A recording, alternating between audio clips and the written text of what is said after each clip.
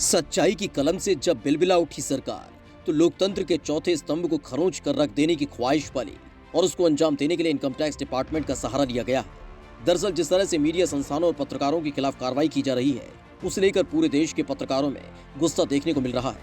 कुशीनगर में भी पत्रकार संगठन ने इस कार्रवाई का विरोध किया।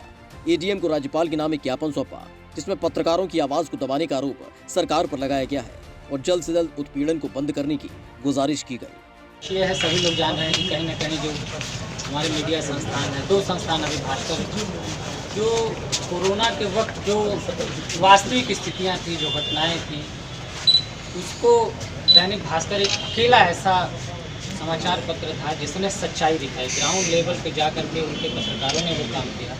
और दूसरा, भारत समाचार ने जिस तरीके जो सरकार की योजनाएं, उन योजनाओं की हकीकत क्या है, उन योजनाओं से लोगों को रूबरू तो कराया ही, साथ ही उन योजनाओं से वंचितों की बात को भी प्रमुखता से उठाया, जिसे सरकार शायद सहन नहीं कर पाई। जिस तरीके से मीडिया हाउस और उनके मालिकान के घरों पर छापेमारी की गई, कहीं न कहीं वो द्वेष भावना है, सरकार की है, उनके नुमाइंदों की है।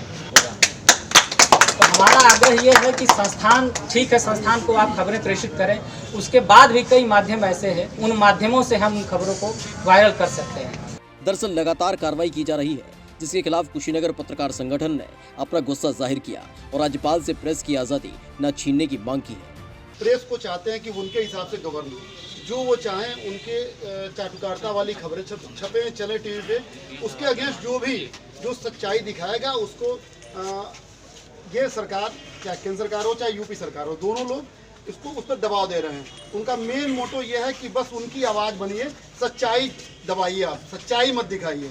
जो छापेमारी हुई है आईटी का भारत समाचार पे और दैनिक भास्कर अखबार पे, ये दोनों उसी का एक कड़ी माना जा रहा है, क्योंकि दैनिक भास्कर ने कोविड काल में जितनी सच्चाई से खबरें दिखाई हैं, भारत समाचार ने जितनी सच्चाई से खबरें दिखाई हैं, जो हकीकत दिखाई है, शायद वो अखबार किसी अन्य अखबार ने नहीं दिखाया, किसी अन्य अखबार ने नहीं छापा है, किसी अन्य टीवी चैनल ने नहीं दिखाया है।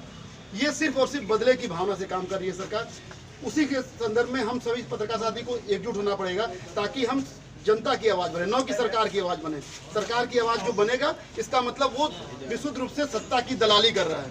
अशोक भाई ने भी कहा कि मीडिया संस्थान हमारा साथ दे न, तो हम पत्रकारिता अपने बल पर करते हैं, और जाहिर सी बात है, जिले में जो पत्रकारिता होती है वो अपने दम पे होती है, और इसको लेकर के हमें हमेशा तटस्थ रहना होगा, और सरकार के पक्ष में हो या सरकार के विरोध में हो, खबरें हमको प्रमुखता से दिखानी है, चलानी।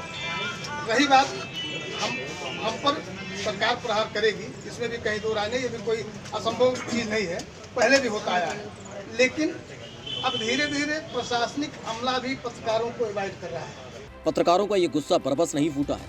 दरअसल आरोप है कि पिछले लंबे वक्त से सरकार की आलोचना और सच दिखाने वाले पत्रकारों के खिलाफ कार्रवाई का दौर जारी है। ऐसे में कई घटनाएं सामने आ चुकी हैं, जब पत्रकारों की आवाजों को दबाने का प्रयास किया जा चुका है और मानो ये एक रवायत सी बन चुकी है, जिसे जल्द से जल्द रोकने की मांग की गई है। कर्म क्षेत्र टीवी के लिए कुशीनगर से टीपू सुल्तान की रिपोर्ट।